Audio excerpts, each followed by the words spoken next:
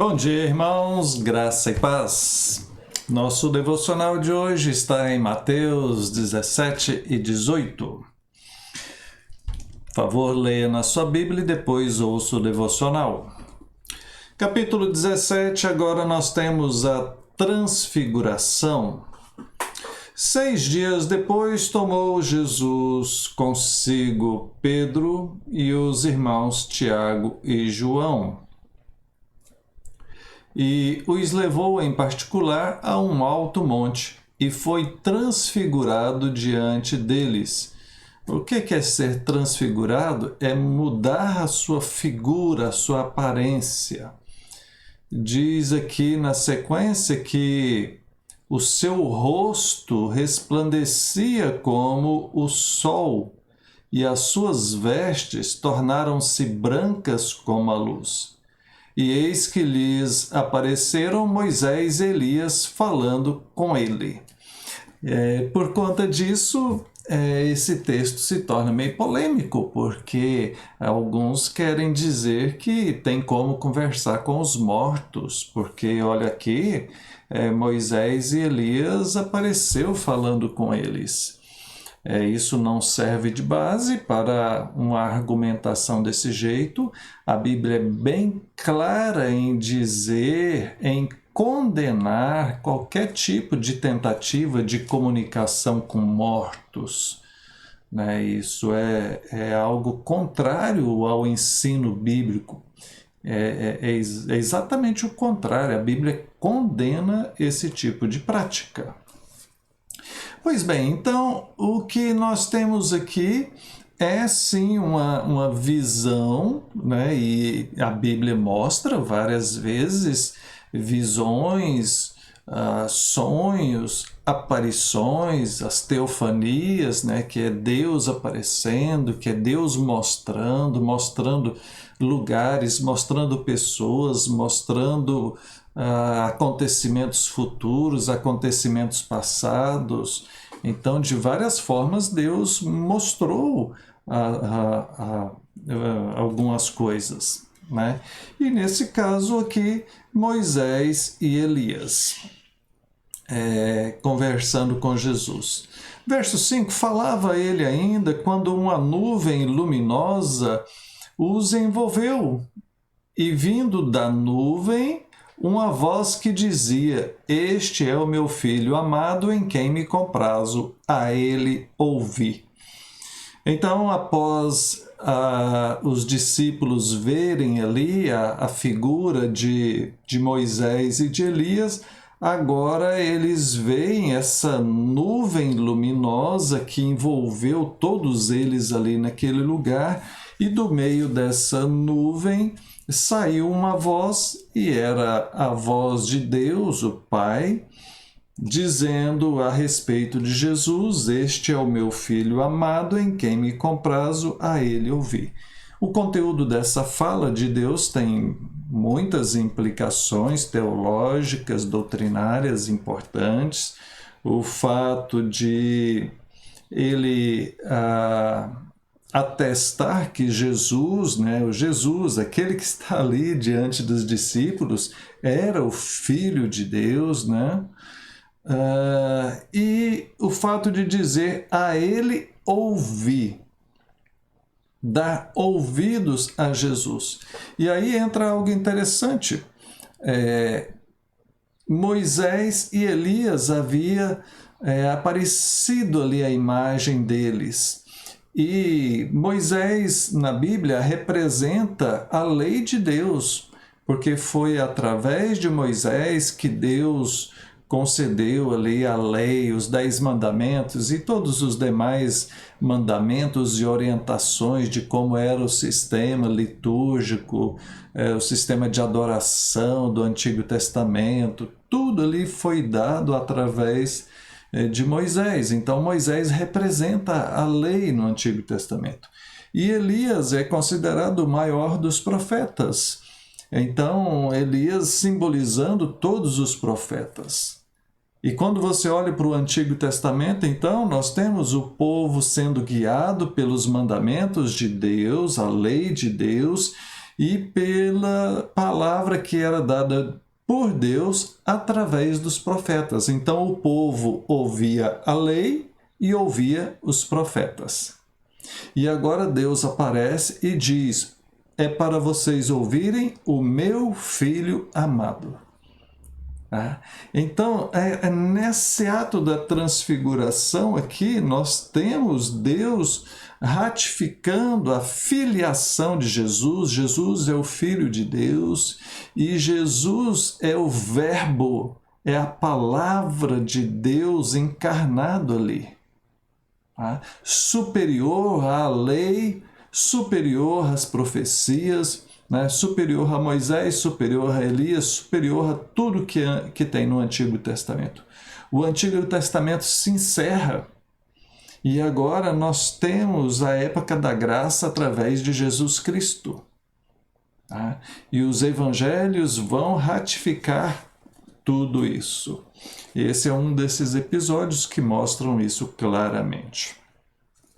O texto prossegue, verso 14, fala da cura de um jovem possesso. Depois que eles descem dali, presenciaram tudo aquilo, chegam lá embaixo, encontram um homem, verso 14, aproximou-se dele um homem que ajoelhou e disse: Senhor, compadece-te do meu filho que está, porque é lunático e sofre muito, pois muitas vezes cai no fogo e outras muitas na água. Apresentei aos seus discípulos, mas não puderam curá-lo.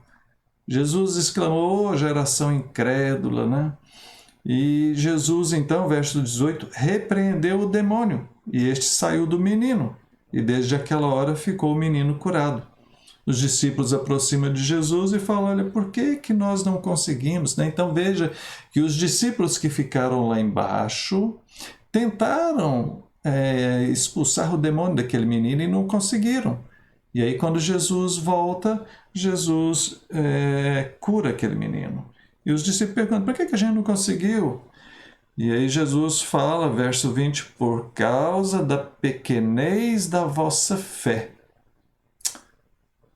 Fé pequena. E ele acrescenta, verso 21, essa casta de demônios não se expele senão por meio de oração e jejum. Então, fé, oração, jejum, vida consagrada a Deus. Verso 22, reunidos ele na Galiléia, Jesus disse: o Filho do Homem está para ser entregue nas mãos dos homens, e estes o matarão, mas ao terceiro dia ressuscitará. Jesus, mais uma vez, vai preparando eles para o que iria acontecer.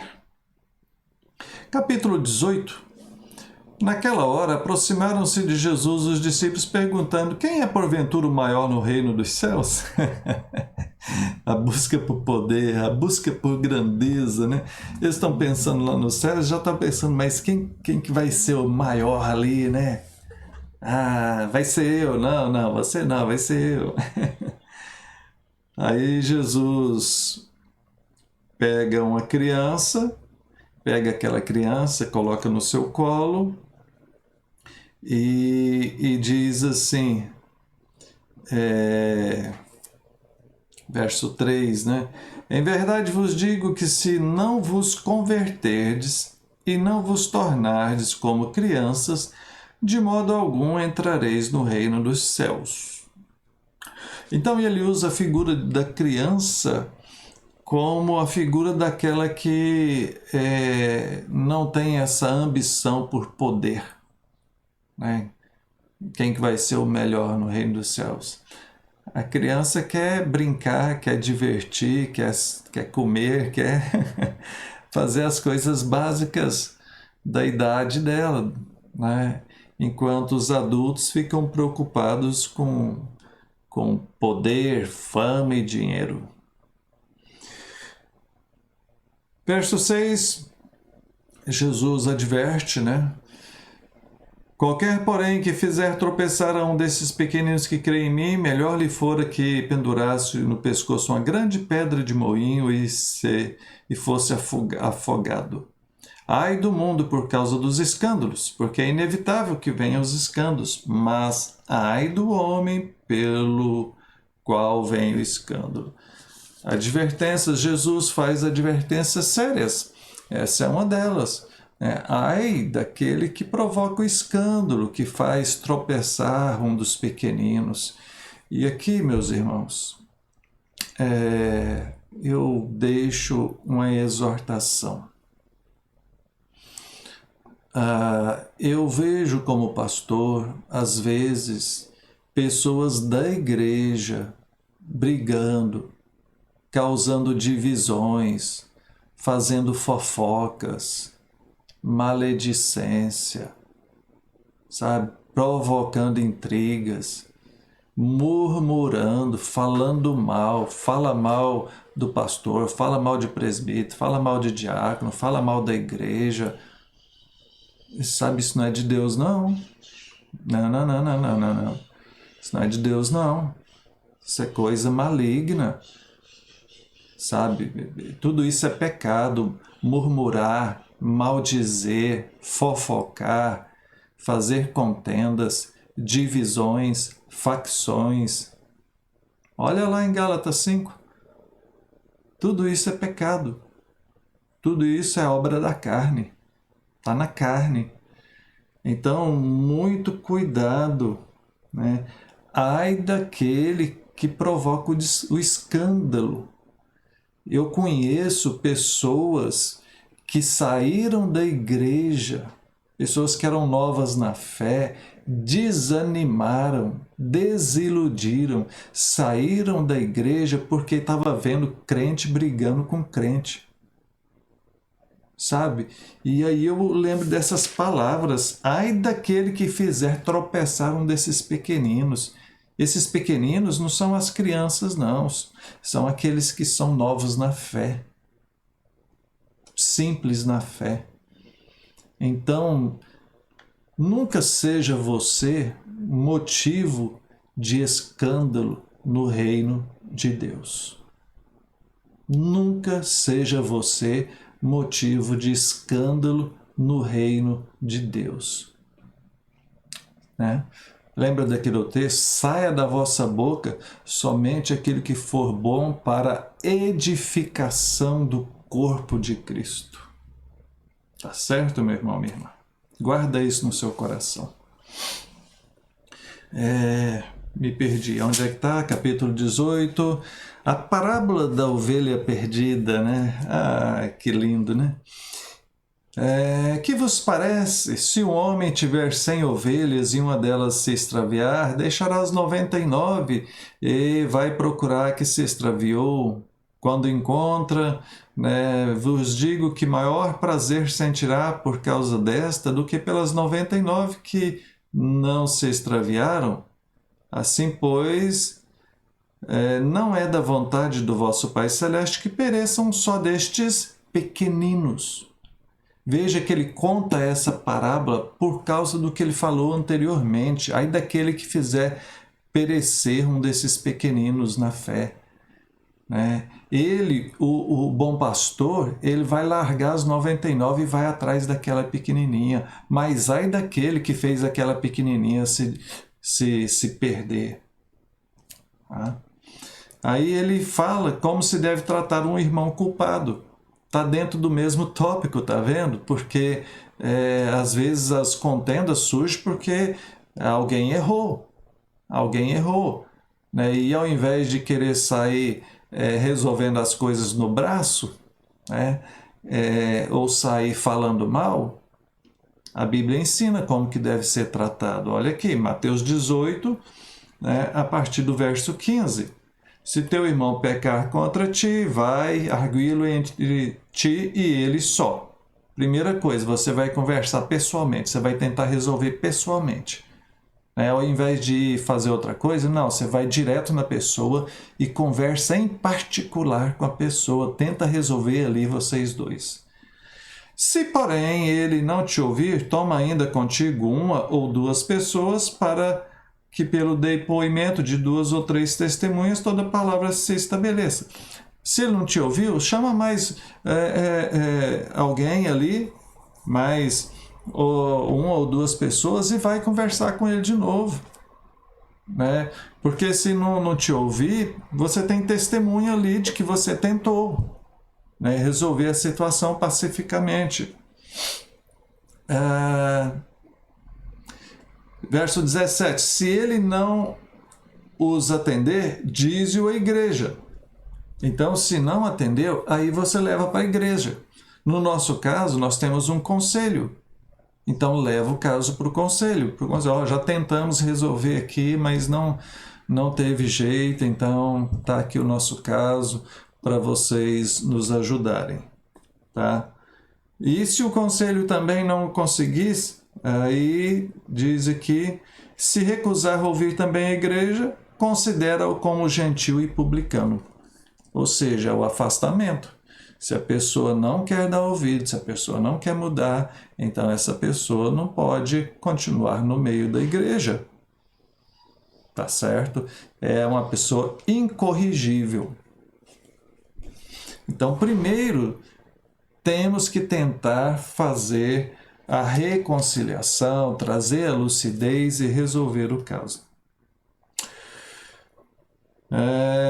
Ele diz aqui na sequência, em verdade vos digo que tudo que ligardes na terra será ligado nos céus, tudo que desligar na terra terá sido desligado no céu. Isso tem a ver com essa questão do pertencimento à igreja como sendo o lugar onde estão os discípulos de Cristo. Ele cita o texto aqui, né? Onde estiver 2 ou 3 reunidos em meu nome, ali estou no meio deles. As pessoas usam muito esse texto a respeito de oração. Não, vamos orar, nós estamos aqui em poucas pessoas, mas onde está 2 ou 3, Deus está ali, Deus vai ouvir a nossa oração. É claro que Deus vai ouvir. Até quando você ora em secreto, né? Jesus ensinou você a entrar para o seu quarto, fechar a porta e só você ali orando e Deus vai te ouvir. Então, o texto aqui não está falando a respeito de oração, o texto está falando a respeito de julgar o irmão culpado que não se arrependeu. Né? Que nesse julgamento Jesus está presente ali, porque a igreja, né, é de Jesus e Jesus é quem conduz a sua igreja. Verso 21, Pedro fala, Senhor, até quantas vezes meu irmão pecar contra mim eu devo perdoar? Até 7? Jesus fala, não, até 70 vezes 7, né? Com essa expressão, Jesus quer dizer que o perdão tem a primazia, que devemos sempre estar prontos a perdoar, sempre prontos a perdoar. E aí ele conta uma parábola para ilustrar essa questão do perdão, né? Ele diz assim, por isso, né? Interessante, verso 23, por isso, ou seja, por causa do que ele acabou de falar, dos 70 vezes 7. O reino dos céus é semelhante a um rei que resolveu ajustar contas com os seus servos. E passando a fazê-lo, trouxe-lhe uma pessoa que devia 10.000 talentos. Ele não tinha como pagar, ele se prostrou e falou, Senhor, sê paciente comigo, tudo eu vou te pagar. O senhor daquele servo se compadeceu, verso 27, e perdoou a dívida dele. Olha, pode ir embora, eu te perdoo isso. Era uma dívida muito grande, 10.000 talentos. O cara saiu de lá, beleza, perdoado, não deve mais nada, e encontrou uma outra pessoa que devia para ele. E ele vai e avança na pessoa lá e cobra dele, me paga o que você me deve. O cara devia 100 denários. 100 denários é pouca coisa. Então, ele acabou de ser perdoado de uma dívida enorme. E agora ele vai cobrar uma dívida pequenininha do outro cara. O outro cara não tem como pagar, da mesma forma implora para ele, olha, tem paciência comigo, eu ainda vou te pagar isso, mas ele não aceita e manda prender o cara. O senhor que havia perdoado ele, os 10.000 talentos, fica sabendo, chama ele e repreende: servo malvado, eu te perdoei aquela dívida toda, né? E por que você não fez da mesma forma, perdoando aquele que devia para você? Né? Ficou indignado e mandou prender o cara, entregar o cara para ser açoitado, torturado. E aí a moral da história, verso 35. Assim também meu Pai Celeste vos fará, se do íntimo não perdoardes cada um ao seu irmão. Queridos, perdão é coisa séria, biblicamente falando. Você escolheu ser um cristão, e o cristianismo é marcado pelo perdão. Jesus é o maior exemplo para nós. E aqui ele fala nesse versículo: se do íntimo não perdoarmos, o Senhor também vai cobrar a nossa dívida. Você foi perdoado por Jesus? Você tem noção da dívida, o tamanho da dívida que você tinha com ele? E o que ele teve que pagar para que você fosse perdoado? Você tem noção disso? Você acha que o perdão que ele deu para você é muito grande? E por que você não quer perdoar as pessoas que te ofendem? Muito cuidado com isso. Porque senão, lembra quando Jesus ensina a oração do Pai Nosso? Pai, perdoa as nossas dívidas, assim como nós perdoamos os nossos devedores. Em outra versão fala: perdoa as nossas ofensas, assim como nós temos perdoado os nossos ofensores. Então, muito cuidado, Tenha um coração pronto a perdoar. Oremos. Deus bendito, louvado seja o Senhor, muito obrigado por tua palavra. Abençoa cada um de nós. Em nome de Jesus. Amém. Deus te abençoe e até mais.